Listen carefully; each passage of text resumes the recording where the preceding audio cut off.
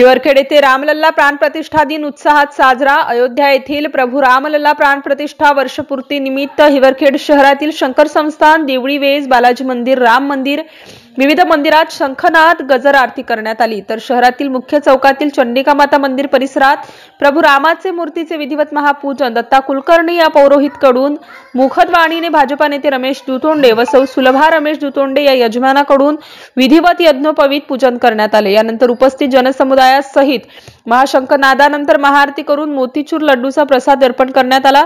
महाआरतीला किरण सेदानी, महेंद्र भोपळे, संदीप इंगळे, बाळासाहेब नेरकर, विनोद ढबाले, प्रवीण येऊल, रवी वाकोडे, रवी मानकर, योगी दुतोंडे, संजय हिवराळे, रवी घुंगड, ऋषी पंचबुद्धे, नंदू शिंदपुरे, गोरक्षक रवी गावंडे, केशव कोरडे, कैलास बेदुरकार, सुधीर ढबाले, पत्रकार गोवर्धन गावंडे, मोहन मानसे, सौ प्रतिभा विरेद येऊल, सौ विजया कराळे, सौ उज्ज्वला नेरकर, सौ उज्ज्वला येऊल, पंचबुद्धे ताई सह श्रीराम सेना बजरंग दल विहिप चे सर्व रामभक्तांनी महाआरतीला हजेरी होती।